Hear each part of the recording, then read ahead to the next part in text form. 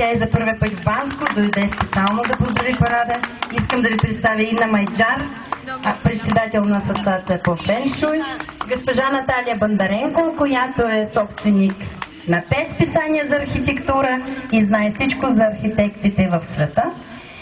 Поздравявам ви, момчета, пазите колите, виждаме, че всичко блести и свети, не обичаме да блести. Искаме да поздравим Илияна, защото 4-та година е трудно, но вече е класика, като ретро коли, ретро жени, ретро парад и много пари, нали? Желая на всички жители на град Банско да прекарат интересни минутки с нас. Искам да дам дума на графиня Трашлиева да поздрави Банско, в който град за нея открива сега за първи път. Привет на всички граждани, които са тук и които са по-далече. Приветствам ги. Шефа на Международната асоциация на блондинките е много добър човек. Признавам се, че дойдох единствено заради шефа на блондинките. Но в момента вече не само заради шефа на блондинките. Допада ми тук въздуха и мисля, че всички граждани са много добронамерени. Аз казвам добре дошли на тези, които са уважили тържеството, но тези, които още не са дошли, ще чуят сигурно високоговорителите и ще дойдат. Ние няма да си признаем, че сме дошли заради блондинките, но някъде тайно витаеше това през цялата година от миналогодишната среща. Тези дни, когато принц Алберт се жениши и се оказа, че новата принцеса е от Южна Африка, но е блондинка и с сини очи, като влезла в същата зала, където нейната секърва, която там някъде от небето горе гледа, е била също блондинка и Шарле казала нещо много важно. Това, че съм руса и с сини очи, не ме прави да приличам на Грейс, което говори, че всяка блондинка си има своя индивидуалност.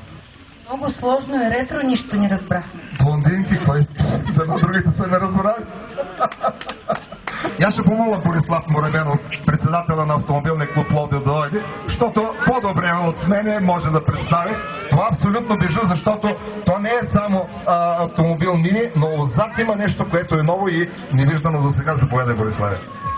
Благодаря.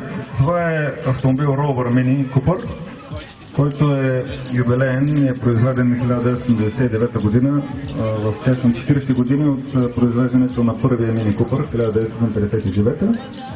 Ремаркето, който виждате отзад, е ръчна изработка, направено от друго купе, което е разрязано на две и след това е регистрирано и в момента е авторско. Така че автомобила е в този вид, в който е бил преди 50 години, с тази разлика, че е малко по-съвремен, има въздушни възглавници, инжекционна двигател, дишови спирачки и така нататък. Благодаря. Аз искам да добавя нещо от блондинките. Това е за милионци, като мен, а не за такива високи като Оля. Оля, аз обелих, че това е автомобил твой, малко така преекспонирах, но това е Ники, той е собственик на този Линкъл. Той е мечтал да си го купи, запознайте се. Ето давам първо микрофона на Ники да го представя, твоите реплики, като автомобил достоен за твоите бедра, да го представиш и ти по някакъв начин. Заповядай, Ники. Благодаря. Автомобилът е 79 година. Класическа, не е някаква специална версия, за хартия.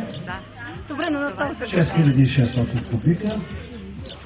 149 конски сили. Абсолютно оригинално състояние. Няма екстра, която да няма. Характерно е, че за 79-та година има мултифункционален автопилот, неща, които 79-та година нито Волга, нито Лада, нито Жигула и много други не са мечтали да ги имат. Тази година е първата, в която няма възможност да не се радват. Половинката, вашата половинка. Герцог Васил Георгиев. Понеже иска графиня да се запознае с теб, заповядай. Той е собственика. Здравейте всички, Васил Георгиев се казвам. Колата, с която съм дошъл днес и се надявам много време да я караме, Алфа Ромео Спайдър Дуето. Това е първата серия от спайдери, които се произвеждат от 1966 година. Реставрирана е в продължение на 4 години и половина. Всичко по нея е оригинално, върви добре, 5 скорости, 4 дискови спирачки. Смятам, че е бързо направите и стабилна в заводите. Но мисля, че добре се получи, така както вие виждате. И да продължаваме нататък. Графино има още една Алфа Ромео. Да, заповядайте. И предайте на вашата съпруга, че ако сложи една хубава боя на главата, ще стане блондинка и много ще й отива. Но преди всичко да слуша вас. Взаимно се слушам. Много хубаво, радвам се за което. Да се снимаш там,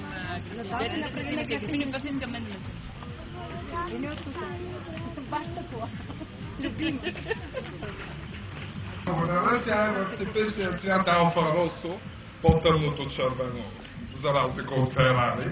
Значи, ако това е последното истинско творение на Батиста Пининфарина, това е Джорджето Джуджело. В 76-та година в Южна Италия се открива завод на Алфа Ромео и почват да правят коли Алфа Сюд. Спортният вариант на Алфа Сюд е Алфа Сюд Спринт. Само 80-та година има 11 стачки в завода на Алфа Ромео и оттам почват проблемите с качеството. Цветът е много хубав, това е цвета на любовта. Душата, сърцето на велинградските ретро-любители и мотоциклетисти ретро. Той е един изумителен свещенослужител, човек със сладкодумие. И за да не му вземам думата, защото моето слово ще избледне пред него, да давам веднага микрофона. Заповядай, че.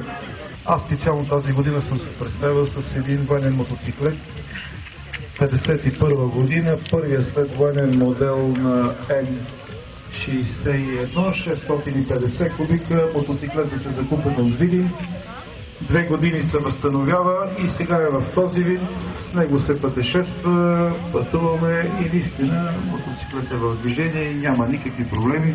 Стига човек да има желание да го експлоатира. Също тук има един събрат, който от Белград, той се представя с едно BMW R12. Да ви представя моя мотоциклет. BMW R12, 40-та година. Да, за този, който е срещу вас. Да, той е и с интересна история. Ще ви я разкажа. Когато руските войски нападат пред Германия, е изоставен мотоциклета в Чехия. Поради липса на гориво. Български работници, които последствие Асеновград възстановяват водопровода на същото населено място, го закупуват. И се идва в България. Този мотоциклет аз го намерих в една изба и на части го изнесахме, защото буквално беше зазидан, тъй като пристроен друг гараж по него и нямаше как да излезе.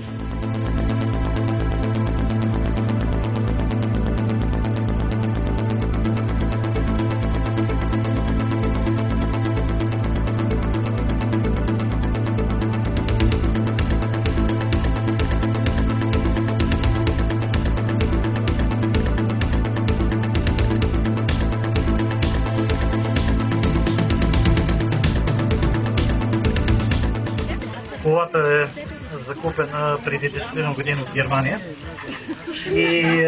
но не съм я закупил аз. Колата е закупена от софийски граждани преди 10 години, след това се закупвам преди 2 години. Все още има много да се желая по нея, все още не съм започнал реставрация, но съм активен участник в движението ретроавтомобили и желанието е повече, отколкото имам възможност да го направя, но ще стане лека по лека. Колата е 1200 кубика с 3 скорости. Закупил съм го от Германия в много лошо състояние, възстановявал съм си го лично аз.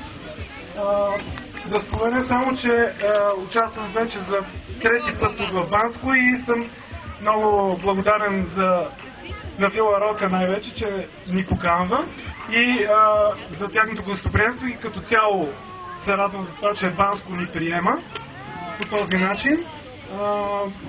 Друго за автомобила, това е военна версия, използвала се в американската армия и в движение, много добро състояние мога да кажа, друго няма.